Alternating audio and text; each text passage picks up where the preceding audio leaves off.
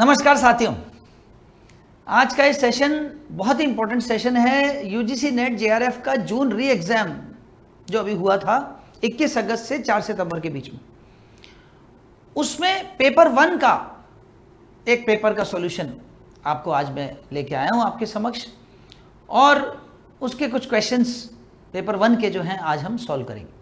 तो सब लोग पेन और कॉपी रेडी कर लीजिए। पेपर 1 का सॉल्यूशन मैं आपको बताने जा रहा हूं। कुछ आंसर्स जो यूजीसी के भी सही नहीं थे, गलत थे, तो मैं आपको सही आंसर्स और हर क्वेश्चन का सही सॉल्यूशन बताने जा रहा हूं। तो चलिए शुरू करते हैं दोस्तों। एक क्वेश्चन था, an important feature of the third 5-year plan, तीसरी पंचवर्षीय योजना का एक महत्वपूर्ण अभिलक्षण है। तो दोस्तों, तीसरी पंचवर्षीय योजना का महत्वपूर्ण अभिलक्षण था कि यूनिवर्सिटीज के अंदर एग्जामिनेशन सेंटर्स बनाए जाए, एग्जामिनेशन ट्रेनिंग हेड्स बनाए जाए, ट्रेनिंग एग्जामिनेशन के ट्रेनिंग यूनिट्स बनाई जाए। एजुकेशन कमीशन का अबॉलिशन नहीं, नंबर ऑफ कॉलेजेस को रिड्यूस करने की बात नहीं की गई, और ओपन बुक एग्जामिनेशन की बात नहीं की गई। Examination training units in some universities, ये बात की गई। कुछ विश्वविद्यालयों में परीक्षा प्रशिक्षण इकाइयां स्थापित करने की बात की गई। ये तीसरी पंचवर्षीय योजना में महत्वपूर्ण अभिलक्षण है। आगे बढ़ते हैं दोस्तों। अगला क्वेश्चन है, डॉक्टर बाबा साहब Ambedkar was associated with which of the following. देखिए, डॉक्टर बाबा साहब अंबेडकर जो थे, उनकी जो शिक्षा हुई वो लंदन में हुई, और लंदन से जब वो इंडिया आए तो आते ही उन्होंने, और उनकी आरंभिक शिक्षा जो हुई थी वो बम्बई में हुई थी। आरंभिक शिक्षा उनकी खालसा कॉलेज मुंबई में हुई, सिद्धार्थ कॉलेज मुंबई में उन्होंने पढ़ाया है। अपनी शिक्षा पूरी करके जब वापस आए तो सिद्धार्थ कॉलेज में उन्होंने बहुत साल पढ़ाया, और औरंगाबाद के मिलिंद कॉलेज से भी वो जुड़े हुए थे। तो महाराष्ट्र के ये जो कॉलेजेस थे, खालसा कॉलेज, मिलिंद कॉलेज, इनसे उनका नाता था। तो यही वो पूछा उन्होंने कि इनमें से किस विश्वविद्यालय से या किस कॉलेज से वो जुड़े थे। कलकत्ता प्रेसिडेंसी कॉलेज से कोई उनका जुड़ाव नहीं था।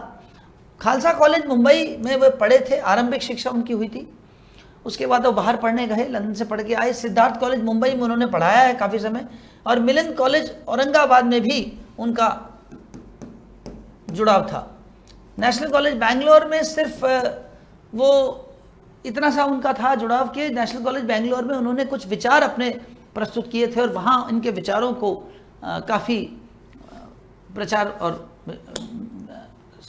मिली थी कि इनके विचारों को उसमें फैलाया गया नेशनल कॉलेज बैंगलोर में। तो लेकिन उनका उनसे जुड़ाव नहीं था कोई कॉलेज से। ये 3 कॉलेज थे जिनसे इनका जुड़ाव था, बी, सी और डी। तो इसका आंसर है बी, यानी BCD।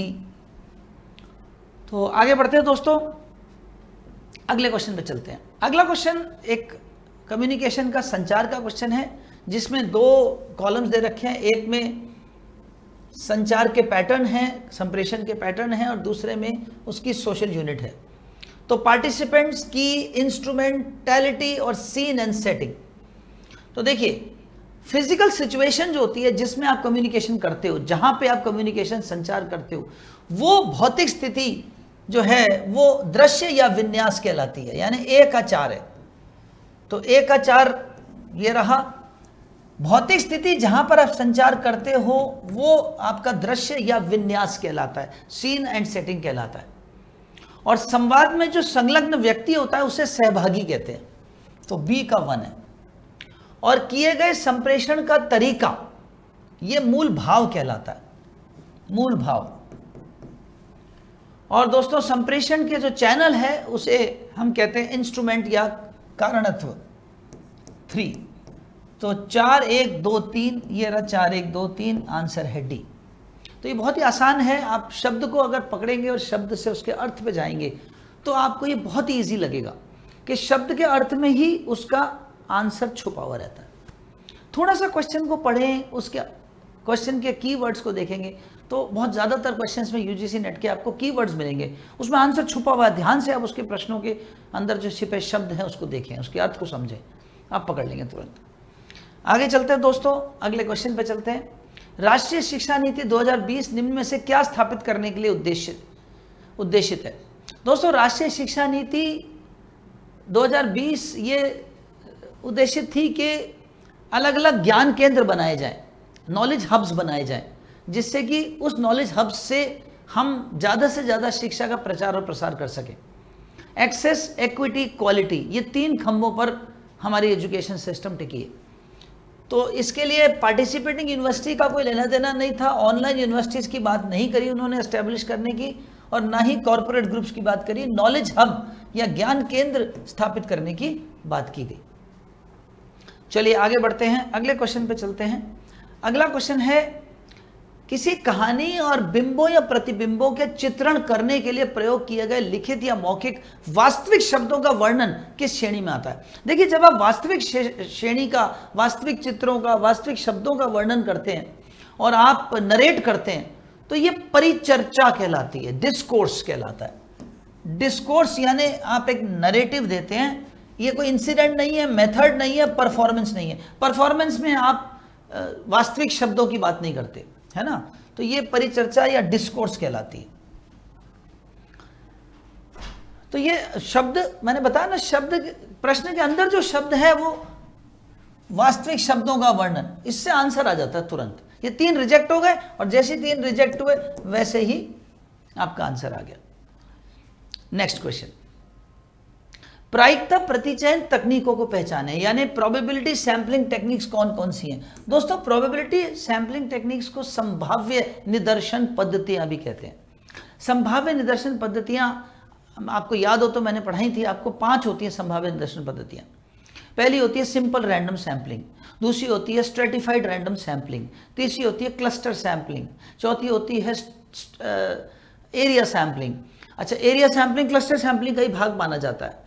फिर आती है मल्टी स्टेज सैंपलिंग, और फिर लास्ट में सीक्वेंशियल सैंपलिंग। तो ये 5 तरह की सैंपलिंग है जो सिंपल रैंडम सैंपलिंग में या प्रोबेबिलिटी सैंपलिंग के हिस्से में आती है। तो सिंपल रैंडम सैंपलिंग इसी का हिस्सा है। स्नोबॉल जो है वो असंभाव्य यानी नॉन प्रोबेबिलिटी का हिस्सा है। स्ट्रेटिफाइड इसी का हिस्सा है। कन्वीनियंस सैंपलिंग भी सुविधाजनक भी असंभाव्य है, और हिमकुंदक प्रतिचयन भी जो है वो असंभाव्य का। तो ए और सी इसका आंसर है, आंसर सी आ गया। चलिए आगे बढ़ते हैं, नेक्स्ट क्वेश्चन पे चलते हैं। न्याय वाक्य के संदर्भ में निम्न में से कौन से कथन सत्य हैं? Which of the following statements are true with respect to syllogism or logic? With 2 negative propositions, a positive conclusion can be drawn. 2 नकारात्मक प्रस्तावनाओं के साथ सकारात्मक निष्कर्ष निकाला जा सकता है। सुनिए दोस्तों, 2 नकारात्मक अगर आधार कथन है तो कोई भी निष्कर्ष नहीं निकाला जा सकता।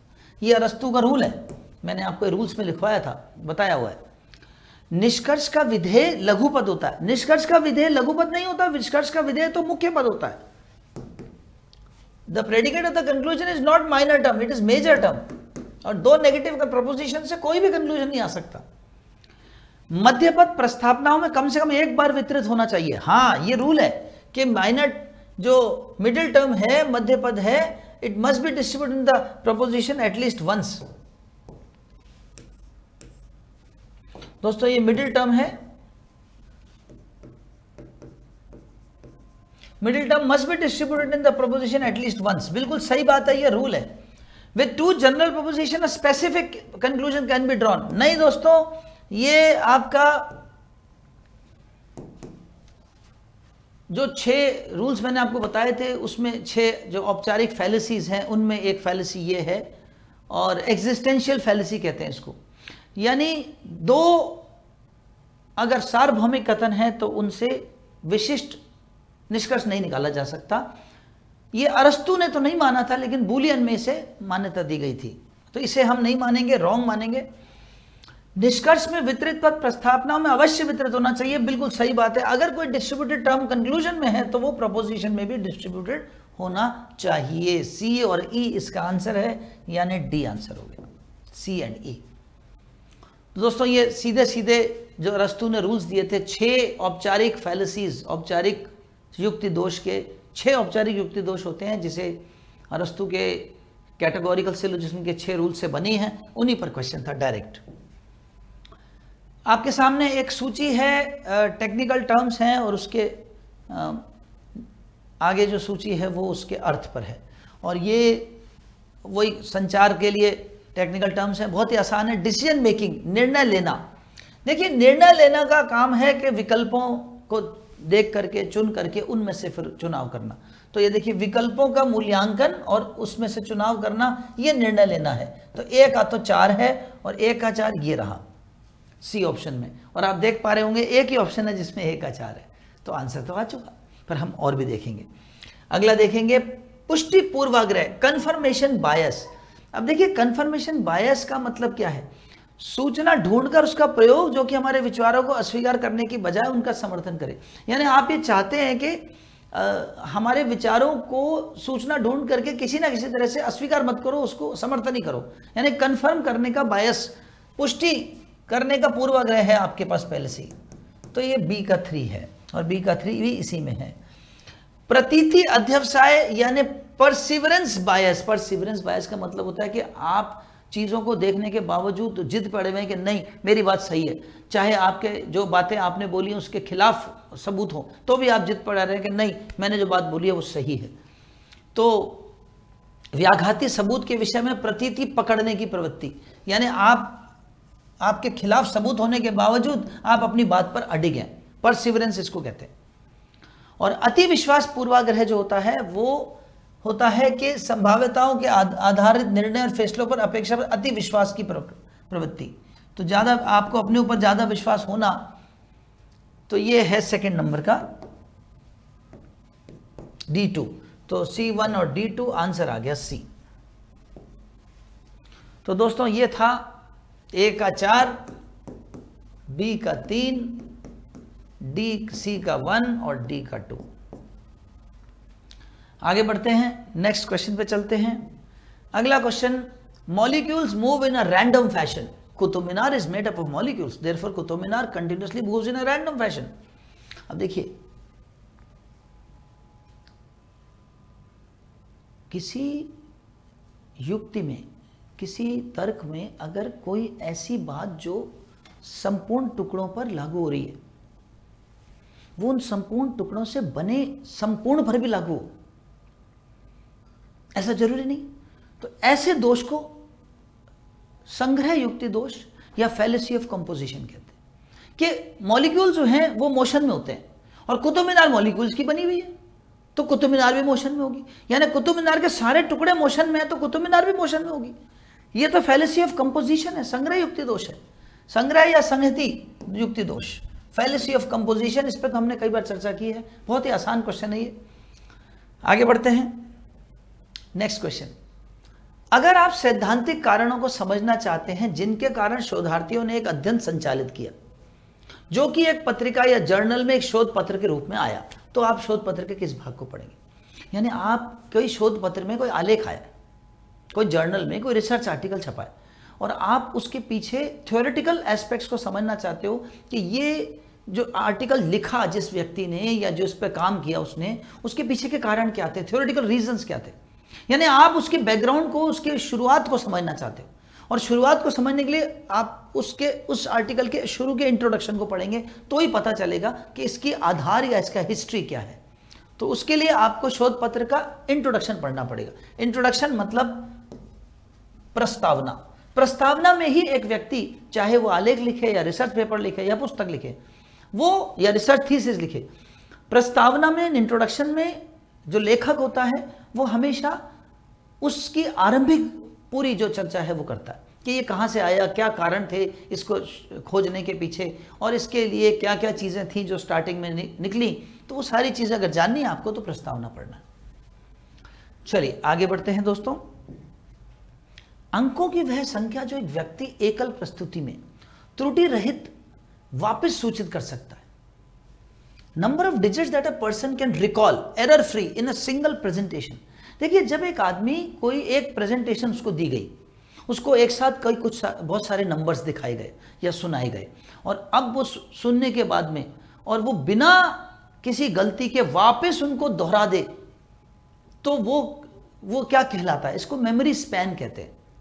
मेमोरी स्पैन यानी उसकी कितनी मेमोरी या कितनी स्मृति है, वो स्मृति में कितनी देर तक कोई चीज को त्रुटि रहित रख करके वापस रिकॉल कर सकता है। ये देखने के लिए टेस्ट होता है, मेमोरी कैपेसिटी का टेस्ट होता है ये एक साइकोलॉजी में, इसे मेमोरी स्पैन कहते हैं, स्मृति अवधि, मेमोरी स्पैन। चंकिंग दोस्तों चंकिंग एक ऐसा मेमोरी का टेक्निक होता है जिसमें हम कोई पर्टिकुलर मान लीजिए मुझे कोई बहुत बड़ा नंबर है या बहुत बड़ी इंफॉर्मेशन है, मुझे उसको याद रखना है, तो मैं क्या करूंगा कि उस इंफॉर्मेशन के टुकड़े करूंगा, छोटे छोटे चंक्स बना दूंगा, उसके ग्रुप्स बना दूंगा और वो ग्रुप्स में उसको याद करूंगा। जैसे मान लो मुझे कोई 9 डिजिट का नंबर याद रखना है, तो मैं 3-3 डिजिट के उसके 3 टुकड़े करूंगा और 3-3 के चंक्स में उसको याद रखूंगा। इसे चंकिंग कहते हैं, है ना। फोनोलॉजिकल लूप दोस्तों एक वर्किंग मेमोरी कैपेसिटी को देखने के लिए एक होता है कि आप कोई इंफॉर्मेशन या किसी को कोई चित्र दिखाओ और फिर उस चित्र में वो उसको कितनी देर तक अपनी मेमोरी में स्टोर करके रख सकता है, वो फोनोलॉजिकल लूप कहलाता है।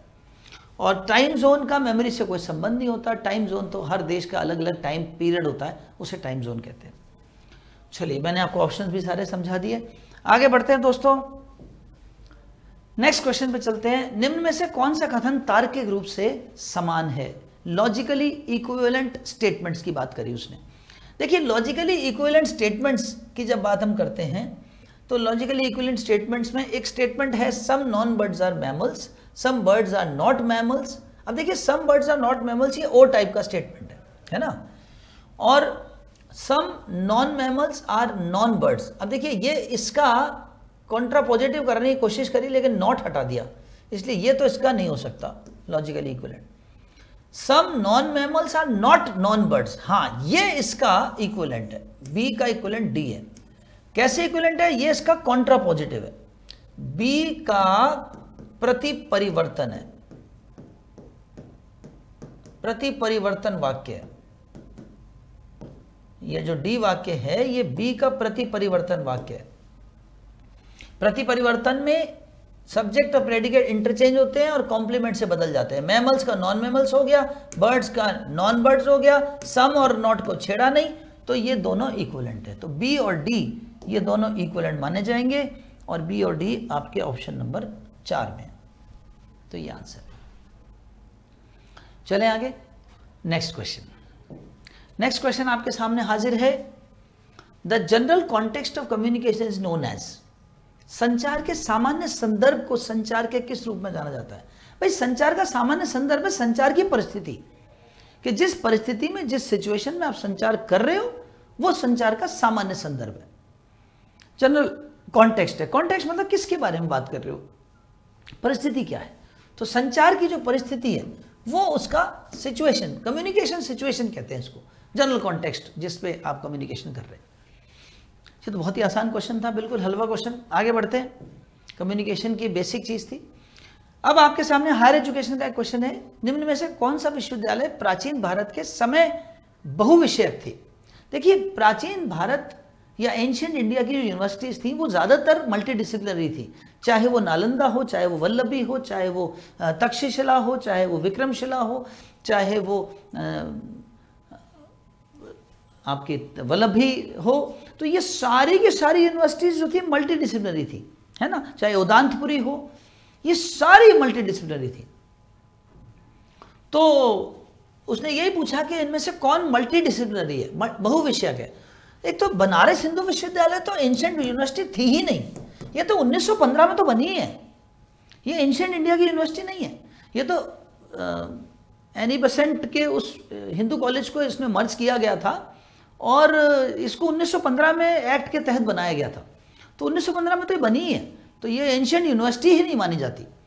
तक्षशिला एंशिएंट यूनिवर्सिटी है, नालंदा है, वल्लभी है, विक्रमशिला है, ये सब चारों के चारों एंशिएंट यूनिवर्सिटीज और चारों ही मल्टीडिसिप्लिनरी थी। मल्टीडिसिप्लिनरी का मतलब जिसमें बहुत सारे विषय पढ़ाए जाते हैं, साइंस भी हो, आर्ट्स भी हो, कॉमर्स भी हो, तो ये सभी यूनिवर्सिटीज में ये सारे विषय पढ़ाए जाते थे। तो बी सी डी ई ये इसका आंसर है, ऑप्शन नंबर 4। आगे बढ़ते हैं दोस्तों, next question. Students T test would be useful for, छात्रों का टी टेस्ट किसके लिए उपयोगी होगा? देखिए, टी टेस्ट या जिसको आप टेल्ड टेस्ट कहते हैं ना, फिशर्स का टी टेस्ट होता है, टेल टेस्ट, ये आपके दो ग्रुप्स के बीच में या कोरिलेशन कोएफिशिएंट जो है दो समूहों के बीच में उनके आपसी सह संबंध का अध्ययन करना या सह संबंध का महत्व समझना, ये इसके लिए किया जाता है। तो दो समूहों की तुलना करके देखना कि उनके माध्य भिन्न हैं क्या, बिल्कुल ये इसके लिए एक तो है, बिल्कुल सही बात है कि दो समूहों की तुलना करके ये देखना कि उनके मीन्स, उनके जो माध्य हैं उनमें कोई अंतर है क्या। कई समूहों की तुलना अनोवा तकनीक से होती है, टी टेस्ट से नहीं होती। कई समूहों की तुलना जब भी करनी हो आपको अनोवा तकनीक से करते हो आप, इसलिए ये टी टेस्ट से नहीं होती। सहसंबंध गुणांक के महत्व का परीक्षण करता है, हाँ बिल्कुल सही बात है, ये बात सही है।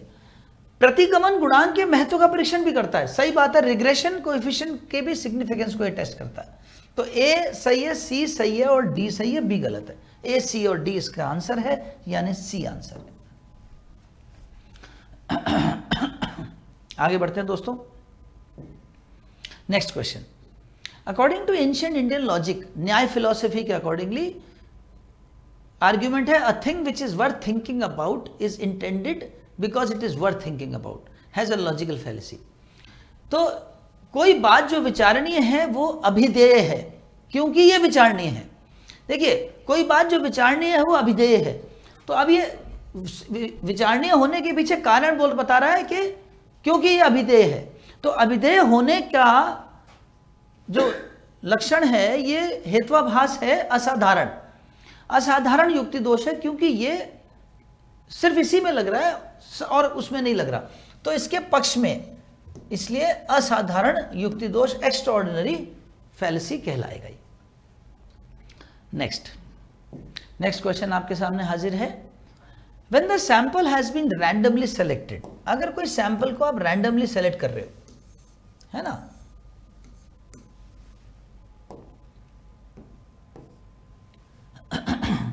Which among the following may be expected in cross-sectional research designs? देखिए जब आप किसी सैंपल को रैंडमली सेलेक्ट करते हो, जब आप न्यादर्श का चयन यादृच्छिक रूप से करते हो, तो ये बाह्य वैधता को मजबूती प्रदान करता है। It provides strength in external validity, लेकिन आंतरिक वैधता के बारे में ये गारंटी नहीं दे पाता, वो कमजोर रह सकती। तो जब यमुना यादृच्छिक रूप से चुना जाए तो क्रॉस सेक्शनल शॉर्ट डिजाइन में क्या अपेक्षित हो सकता है? मजबूत बाहरी वैधता, स्ट्रॉन्ग एक्सटर्नल वैलिडिटी। कमजोर बाहरी वैधता नहीं, कमजोर आंतरिक वैधता, हाँ ये वीक इंटरनल वैलिडिटी हो सकती, मजबूत आंतरिक वैधता नहीं। तो ए एंड सी इसका आंसर है, यानी आंसर नंबर पहला।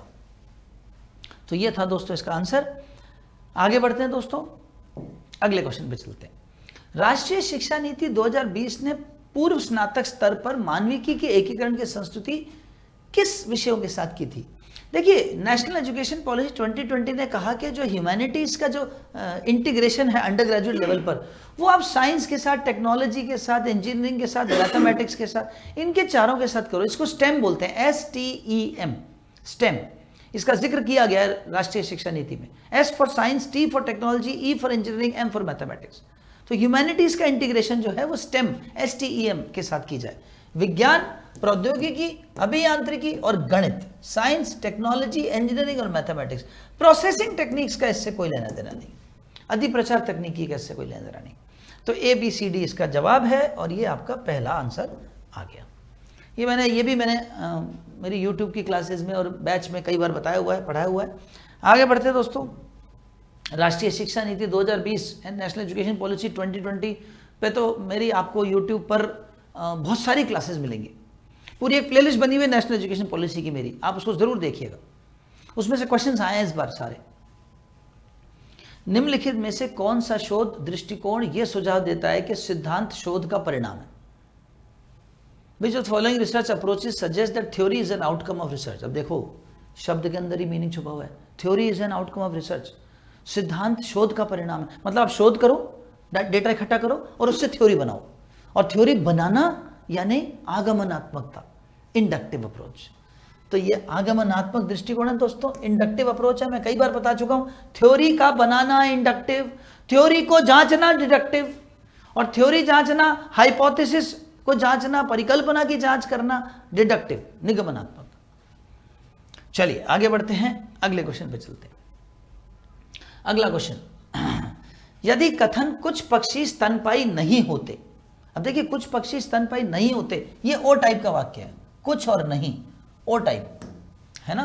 इसको सही माना गया है तो निम्नलिखित में से किस कथन के गलत होने का अनुमान लगाया जा सकता है। अब सुनिए, अगर ओ सही है तो ए निश्चित रूप से गलत होगा। क्यों? क्योंकि वो इसका व्याघाती है, कॉन्ट्राडिक्टरी स्टेटमेंट है। ए और ओ कॉन्ट्राडिक्टरी होते हैं, ए और ओ कॉन्ट्राडिक्टरी जोड़ा है, एक सही होता है तो दूसरा गलत होना जरूरी है। तो अगर ओ सही है तो ए गलत होगा, और ए यानी सभी पक्षी स्तनपायी होते हैं। बहुत ही आसान क्वेश्चन, हम कई बार इस पे पढ़ चुके, कई बार कर चुके इसको। नेक्स्ट क्वेश्चन दोस्तों, आगे बढ़ते हैं। Which of the following in communication are the rhetorical structures? अलंकारिक संरचनाएं कौन सी होती हैं संचार की? देखिए, संचार की अलंकारिक संरचनाएं होती है कि संचार का आप संरचना बनाओ, उसमें उसके ग्रुप्स बना दो, शैली किस तरह की आप सजा रहे हो, उसको बोलने के तरीके के, उसको कथात्मक रूप में बोल रहे हो या उसको कोई कविता में बोल रहे हो, ये अलंकृत करने वाली संरचनाएं। पैरा लैंग्वेज तो एक नॉन वर्बल कम्युनिकेशन है, ये अलंकृत संरचना नहीं है, नॉन वर्बल कम्युनिकेशन का एक पार्ट है। क्लस्टर, हाँ, क्लस्टर बोलते हैं कि जब आप उसके अपने संचार के ग्रुप्स बना देते हो, छोटे छोटे पार्ट्स बना देते हो, छोटे छोटे पार्ट्स में टुकड़े करके बोलना चाहते हो ताकि आपको बहुत सुंदरता से अच्छे से समझ में आए। ऐसी फॉर्म, उसकी शैली, फॉर्म मतलब उसको आप किस रूप में उसको आप पेश करते हो। शैली का मतलब ये होता है कि आप उसको किस तरीके से अपने हिसाब से अलंकृत करके सजा करके दिखाते हो। और कथा मतलब कथात्मक रूप में आप उसको संचार को बताते हो। ये सारे अलंकृत करने वाली संरचनाएं हैं, रिटोरिकल स्ट्रक्चर्स हैं। तो बी सी डी ई इसका आंसर है, यानी दूसरे नंबर का ऑप्शन। ए तो पैरा लैंग्वेज है, पैरा लैंग्वेज तो इसका नॉन वर्बल कम्युनिकेशन का एक पार्ट होता है जो मैंने आपको बताया हुआ है। आगे बढ़ते हैं दोस्तों, नेक्स्ट क्वेश्चन पे चलते हैं। नेक्स्ट क्वेश्चन स्वयं प्रभा के चैनल्स पर क्वेश्चन है। इस बार हर शिफ्ट में ये क्वेश्चन आया था। स्वयं प्रभा का चैनल नंबर 3 है प्रबोध, चैनल नंबर 4 है सारस्वत। प्रबोध जो है दोस्तों वो सोशल और बिहेवियरल साइंसेस का चैनल है, और सारस्वत जो है वो एजुकेशन और होम साइंस का चैनल है। प्रबंधन मैनेजमेंट का चैनल है। विधिक लॉ का यानी विधि के ज्ञान का चैनल है, और यही वो पूछ रहा है। Education and home science, information communication and management studies, management यानी प्रबंधन, सी का 2 है। लॉ एंड लीगल स्टडीज विधिक है, डी का 3 है। Social and behavioural sciences Prabodh, A का 4 है, और होम साइंस और एजुकेशन सारस्वत, बी का 1 है। तो 4 1 2 3, ये रहा 4 1 2 3, आंसर नंबर 3। बहुत ही आसान है दोस्तों। स्वयं प्रभा के चैनल्स पर मैंने एक अलग से क्लास ले रखी है आपकी, इसको क्लास को देखिए आप। उसमें मैंने आपके स्वयं प्रभा के 40 के 40 चैनल रटवा दिए थे। पूरे 40 के 40 चैनल कौन से होते हैं वो सब रटवा दिए थे मैंने उस क्लास में। आगे बढ़ते हैं, अगले क्वेश्चन पे चलते हैं। A collection of students work in an area showing growth, self reflection and achievement. देखिए, स्टूडेंट अपने पूरे काम का संग्रह जब करता है, जिसमें उसके अचीवमेंट्स, उसकी उपलब्धियां, विकास, आत्म प्रतिबिंब, इसको पोर्टफोलियो बोलते हैं। स्टूडेंट का एक पोर्टफोलियो बनता है, तो इसका नाम है पोर्टफोलियो। आशा करता हूं आपको हर एक क्वेश्चन को देख करके महसूस हो रहा होगा कि अरे अनिल सर ने ये तो पढ़ाया था यूट्यूब पर, बैच में, इन पे सभी पे चर्चा हुई, सभी के बारे में बताया, और मेरे पढ़ाए हुए से बाहर कोई क्वेश्चन मुझे अभी तक दिखा ही नहीं। चलिए आगे बढ़ते हैं। आज का आखिरी क्वेश्चन, निम्नलिखित में से कौन से जनसंचार के आवश्यक तत्व हैं? जनसंचार, मास कम्युनिकेशन। दोस्तों, मास कम्युनिकेशन आजकल सिर्फ और सिर्फ टेक्निकल चैनल से ही किया जाता है। मास कम्युनिकेशन में पब्लिक बहुत ज़्यादा बड़ी होती है। मास कम्युनिकेशन में आपका जो ग्रुप होता है, जो करने वाला होता है, वो एक संगठन होता है, इंस्टीट्यूशन होता है। देखते हैं ये कौन से तत्व की बात करता है। इलेक्ट्रॉनिक ऑब्जर्वेशन नहीं, अब इसमें इलेक्ट्रॉनिक अवलोकन नाम की कोई चीज़ नहीं होती। टेक्नोलॉजिकल मीडियम होता है, हाँ, तकनीकी माध्यम से किया जाता है। बड़े दर्शक, हाँ, बहुत सारे दर्शक होते हैं, लार्ज ऑडियंस होता है। पेशेवर संचारक होते हैं, बिल्कुल सही बात है, प्रोफेशनल कम्युनिकेटर्स होते हैं, तभी कर पाएंगे। और संगठनात्मक संरचना मैंने बताया, ये हमेशा संगठनात्मक ऑर्गेनाइजेशनल स्ट्रक्चर पे ही किया जाता है। तो बी, सी, डी और ई इसका उत्तर है, यानी आंसर नंबर 4। तो दोस्तों पेपर 1 के बहुत सारे क्वेश्चंस आज मैंने आपको कराए। आज के लिए इतना ही, फिर मुलाकात होगी अगली कक्षा में जल्द ही। नमस्कार, धन्यवाद।